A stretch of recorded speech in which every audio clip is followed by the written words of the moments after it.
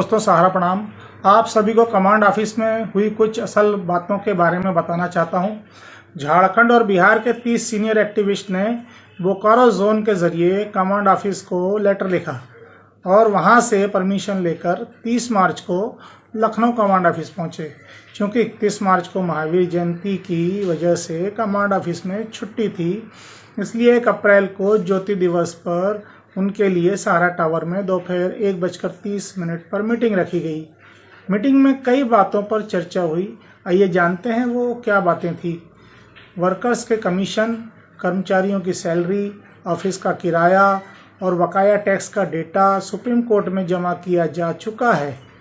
जैसे ही supreme court से आदेश होगा, रकम सीधे हर व्यक्ति के बैंक अकाउंट में जमा कर दी जाएगी। यह बात मीटिंग बैठक में आदरणीय श्री BK श्रीवास्तव सर और एलेक्सा सर ने कही। साथ ही सहारा का नया पोर्टल भी तैयार है जो जल्द ही हम सबके सामने आएगा। यह भी बताया गया कि CRCS पोर्टल में कई बदलाव आने वाले हैं, जिसमें डेथ मैच्योरिटी के साथ साथ पेएबल अकाउंट का भी समाधान जल्द ही पोर्टल में आ जाएगा। डबल मेंबरशिप का मामला भी क्लियर होने वाला है। यह भी कहा गया है कि 2023 के बाद मैच्योर होने वाले अकाउंट के लिए सितंबर 2025 तक का ऑप्शन जल्द ही आएगा।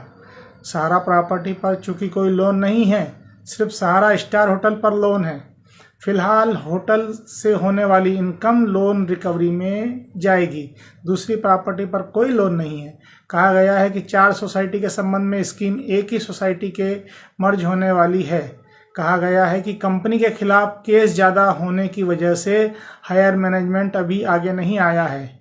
कहा गया है कि सुप्रीम कोर्ट के आखिरी फैसले तक हमें थोड़ा इंतज़ार करना होगा, तब तक हायर मैनेजमेंट आगे नहीं आएगा। सर्वर बंद होने के संबंध में बताया गया है कि 4 डिपार्टमेंट द्वारा मुख्यालय सीज किया गया था, जिसमें EPF डिपार्टमेंट, रेरा डिपार्टमेंट और नगर निगम शामिल था। लगभग सभी डिपार्टमेंट से खोलने को परमिशन मिल गई है। इससे जुड़े डॉक्यूमेंट्स भी जमा किए गए हैं। 31 मार्च तक सर्वर खुल जाना चाहिए था। उन्होंने कहा कि 14 से 20 अप्रैल के बीच सर्वर खुल जाएगा। उन्होंने यह भी कहा कि सभी तरफ से काम होगा। नौकरी को लेकर कोई टेंशन नहीं है। जब कार्य प्रारंभ होगा तो आवश्यकता अनुसार सभी को नौकरी मिलनी शुरू हो जाएगी। कंपनी उसी तरह पुनः काम करेगी। उन्होंने यह भी कहा कि वे हायर मैनेजमेंट से बात करेंगे कि हर महीने ऑल इंडिया जोन लेवल की मीटिंग कराने की कोशिश हो।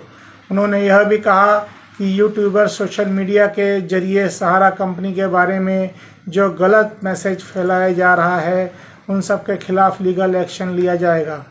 उन्होंने यह भी कहा कि जल्द ही यूट्यूबर्स की दुकान बंद हो जाएंगी। उन्होंने कहा कि 2022 के बाद मार्च 2023 तक का लेजर अपडेट कर दिया गया है। मार्च 23 से सितंबर 2025 तक का लेजर भी अपडेट कर दिया जाएगा। किसी भी झूठे मैसेजेस पर विश्वास न करें। वादा किया गया है कि हम जल्द ही हायर मैनेजमेंट से बात करेंगे और जोन लेवल पर मीटिंग अरेंज करके सभी अपडेट देने की कोशिश करेंगे। झारखंड और बिहार से गए एक्टिविस्ट ने बहुत खुशी जताई और मैनेजमेंट का आभार व्यक्त करते हुए उन्हें अपनी सारी मुश्किलें कामबा बताई। इसके बाद पर बताया गया कि लीगल दिक्कतों की वजह से देरी हुई है। यह कहा गया कि सारे मसले सुलझाने का काम आखिरी स्टेज में है। सहारा टावर में ही 30 एक्टिविस्ट के लिए लंच का भी इंतजाम किया गया था। मीटिंग बैठक के दौरान उन्हें टी ब्रेक भी दिया गया। उन्हें आश्वस्त करते हुए कहा गया कि किसी भी अफवाह पर यकीन ना करें। सहारा से भी एस्क्रो अकाउंट में जो रकम पड़ी है उसका पेमेंट CRCS पोर्टल से होगा। बाकी समस्त प्रकार का पेमेंट सहारा पोर्टल से किया जाएगा। आगे कहा गया कि FF का फंड भी PF में बदल दिया जाएगा। बैठक के उपरांत यह दल सहारागंज शॉपिंग मॉल गए। ये सभी बातें झारखंड के सम्मानित सीनियर एक्टिविस्ट के मॉनिटर श्री अनिल कुमार शर्मा जी ने बताई।